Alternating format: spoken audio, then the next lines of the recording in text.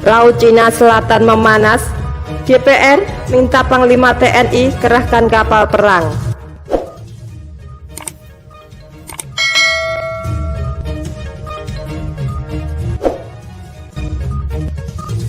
Kedaulatan wilayah Indonesia harus jadi prioritas paling utama untuk diamankan. Hal ini mengingat peningkatan eskalasi di Laut Cina Selatan atau LCS akibat saling reaksi antara militer Cina dan Amerika Serikat dalam beberapa pekan terakhir. Pemerintah melalui Panglima TNI perlu kerahkan kapal perang dan pesawat pengintai di Laut Natuna Utara untuk mengantisipasi terulangnya kembali pelanggaran oleh kapal-kapal asing di wilayah Indonesia. Reaksi yang kuat dari pemerintah akan jadi sinyal bagi Cina dan negara manapun untuk tidak coba-coba secara ilegal masuk wilayah Indonesia, kata anggota Komisi 1 DPR Sukamta, Sabtu 13 Juni.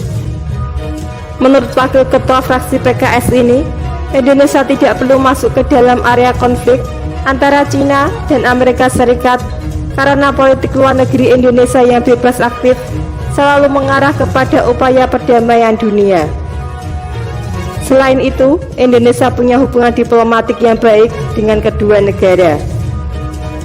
Fokus kita hanya amankan wilayah Indonesia.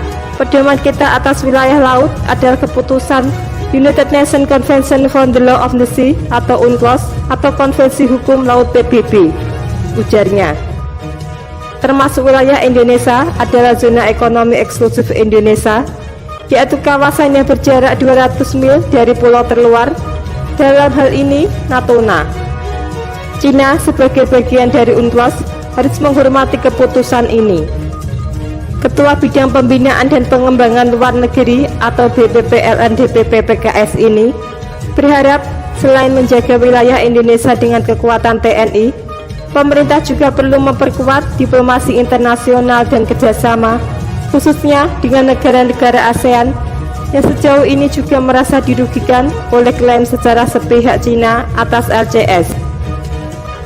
ASEAN harus bersatu menolak klaim Cina atas LCS dan perlu ada langkah-langkah efektif untuk melindungi kepentingan ASEAN di wilayah ini. Bersatunya ASEAN tentu akan memberikan tekanan tersendiri kepada Beijing untuk tidak umbar kekuatan dan juga untuk memastikan Cina mau menerima norma-norma internasional dengan putusan pengadilan arbitrase tahun 2016 yang telah mementahkan klaim histori atas LCS, katanya. Ia menambahkan, ini perlu menjadi perhatian serius pemerintah, mengingat wilayah Indonesia memiliki perbatasan langsung dengan LCS dan beberapa kali terjadi insiden kapal-kapal nelayan dengan kawalan Coast Guard Cina masuk ke Laut Natuna Utara yang masuk wilayah Indonesia.